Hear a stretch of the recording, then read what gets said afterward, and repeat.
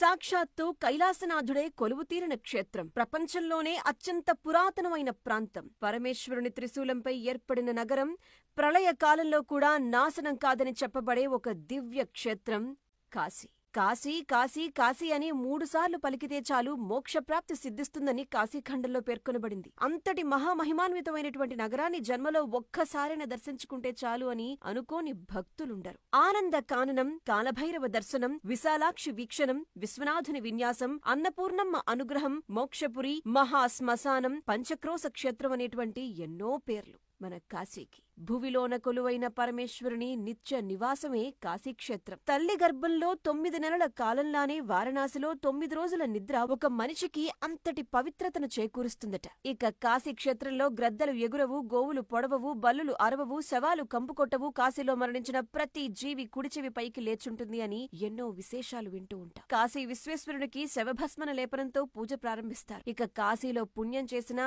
పాపం చేసినా 1,000,000 రెట్ల ఫలితం ఉంటుంది అంటారు. ఇక్కడ శక్తిపీఠం విశాలాక్షి అమ్మవారు, జగత్తంతటికి అన్నం పెట్టేటువంటి అన్నపూర్ణాదేవిల నివాస స్థలం కూడా కాశీని. దేవతలు, ఋషులు, రాజులతో పాటు ఎందరో వారి తపశ్శక్తితో నిర్మించినటువంటి 84 ఘాట్లు కాశీలోని గంగమ్మ తీరాన కొలువయ్యున్నాయి. అంతటి అద్భుత క్షేత్రాన్ని దర్శించుకుని పావనం కావాల్సిందే.